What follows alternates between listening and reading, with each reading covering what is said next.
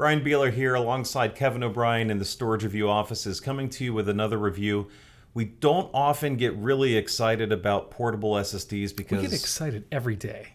We always get excited about portable SSDs, and this one's fantastic. They're all fantastic, though, Exactly. in their own special ways. Yeah. All right, this one is cool, though, because we're talking about the LaCie BOSS SSD, and BOSS is capitalized, so you know it's serious. Yeah, does it stand for something? I was going to ask you that. I didn't read that far into the documentation. I thought it might be a big old SSD or a banging old SSD, but I like big old SSD. Yeah, but it doesn't have a D at the end. It's just the BOSS. Anyway, it's an SSD for those on the go. It's got a SATA SSD inside. We've got a 1 terabyte version, but it's got much more. It has a battery. It has all sorts of adapter cables to connect to iOS devices, laptops, whatever you need, Android devices. It's a little bit dust and weather resistant. It's got the bumper. It's got everything going on. Yeah, it's a pretty nice external unit. We've seen certain vendors kind of approach the space with battery-powered hard drives to ingest workflows, basically. Right. And this is something designed for a photographer or video editor, someone on the go where maybe you don't want to fire up your laptop because, well, every time you fire up your notebook to copy something over, you have a limited amount of battery life. And yeah, well, and that's assuming that, well, I guess the laptops can go almost anywhere, but you're right, you have a finite life. What if you're hiking and you want to move stuff off? You don't want to camera? take a bunch of stuff with you. And so this is light. It's got an SD card reader in it, so you can put your card in and automatically dump to the drive, which is great, and we'll take a look at that in a second. But you didn't even mention the screen yet. That's my favorite part. Yeah, it actually, so it weirded me out because there's a little button. I mean, there's only one button. Yes.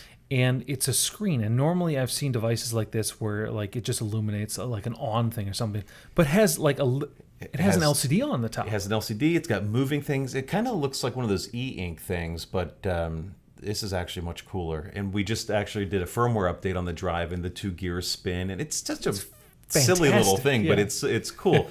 And we should not be so excited over a display on a portable SSD, but alas, here we are. Talk real quick about the ports on this thing as we take another look at the side shot here, Kevin.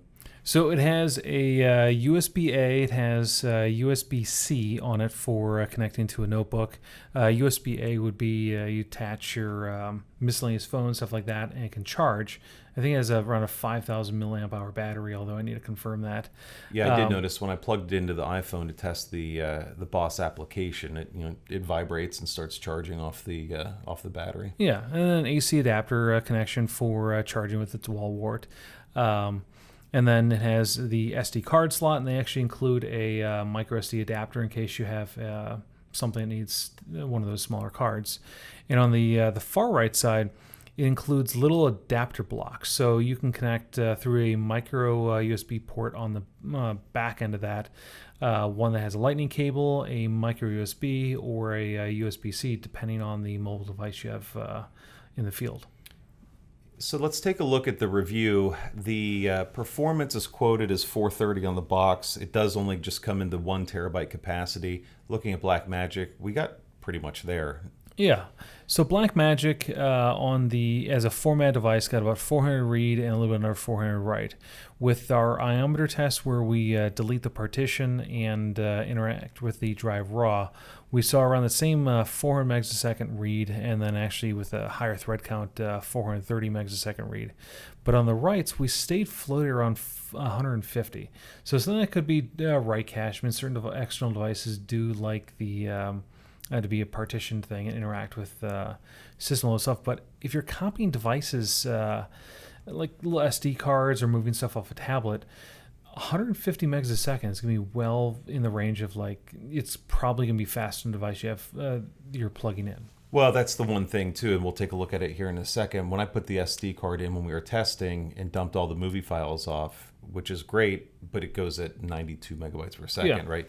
So we sometimes worry or we get caught up in performance numbers, and 400's really great, especially compared to hard drives. But of course, in the SSD space, there are many that are much faster that have NVMe drives inside. But then again, those don't have batteries and SD card slots and Yeah, and there's beautiful probably displays. certain considerations where if you have write speeds too fast, maybe you're impacting battery life. Right. So, and that's probably also why this thing has a SATA SSD inside, not a NVMe.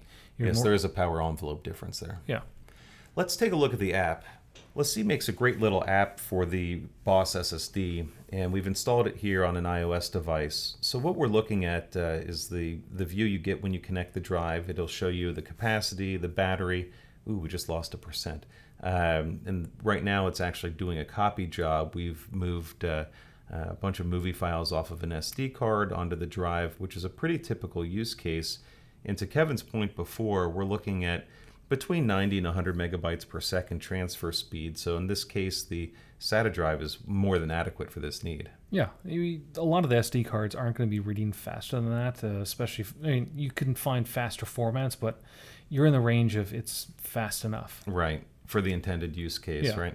right? So you can, of course, drive into photos on your phone. We can take a look at the SD card contents and see in a pretty standard list view, what you've got available to you. You can, of course, also sort on a number of different things, date, size, type, that sort of thing. And if we had a USB device connected, that would also show up. And in the settings, there are a number of things that are pretty neat for the creative pros, like the watermark feature, where you can add several that can overlay on top of your proof sheets, which is pretty neat. We've got firmware, and actually we've received an update during this review process. We were on 4.6, and that takes 5 to 10 minutes to update, and you get the neat gears grinding on the LCD display. So that's the best animation I think that definitely. it offers. There's some settings here on how you want to manage the charging for mobile devices, and there are several other notifications and reporting options available on the device.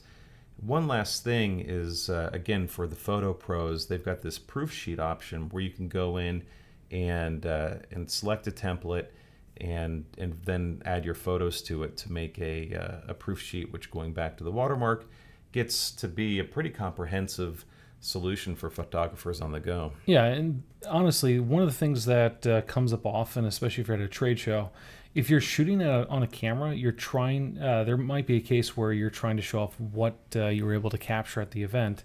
Being able to shoot off on mobile, which everyone has a mobile device with a data connection. Not everyone has a tetherable hotspot, and Right. it costs additional. It costs more to do that. If you can connect to the storage itself and shoot off from your phone, it's effectively free, and you can do it pretty quick. Yeah, so you can do that, and like I said, one of our favorite animations is when this thing's doing something. It's got the little battery cycle that's also rotating through on the SD card, which may be difficult to pick up from this distance from the camera, but it's neat that for the someone that's dumping an SD card to the drive like this, that you can visually just look at it and see what it's doing without having to check the app or dive in further to look at that. So a nice visual cue. So overall, we're pretty big fans of the Rugged BOSS SSD, and give it a firm recommendation. You're probably not going to let this thing go, are you? No.